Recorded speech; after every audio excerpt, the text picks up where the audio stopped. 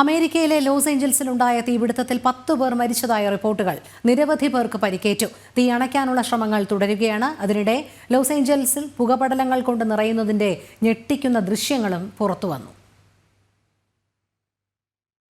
Loss ഏഞ്ചൽസിനെ നടുക്കി കഴിഞ്ഞ ദിവസമാണ് കാട്ടുതീ ആളിപ്പടർന്നത്. ഹോളിവുഡ് ഹിൽസിന് സമീപത്തെ 15,000-ഓളം ഏക്കർ സ്ഥലത്താണ് അപകടം. പാലിസേഡ്സ് മേഖലയിലെ സംരക്ഷിത വനത്തിൽ പടർന്ന തീ കാറ്റിന്റെ വേഗത ശക്തമായതോടെ മറ്റു പ്രദേശങ്ങളിലേക്ക് വ്യാപിക്കുകയായിരുന്നു. തീപിടുത്തത്തിൽ മരണങ്ങൾ റിപ്പോർട്ട് ചെയ്തിട്ടുണ്ട്.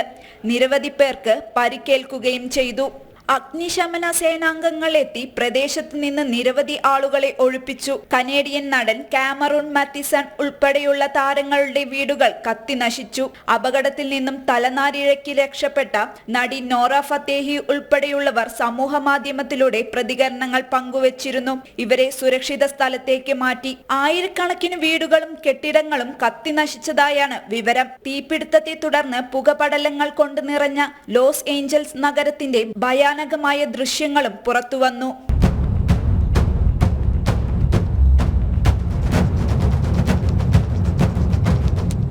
പ്രദേശത്തു നിന്നും കൂടുതൽ ആളുകളെ ഒഴിപ്പിക്കുന്ന നടപടികൾ തുടരുകയാണെന്ന് ലോസ് ഏഞ്ചൽസ് മേയർ കരേൻ ബാസ് അറിയിച്ചു.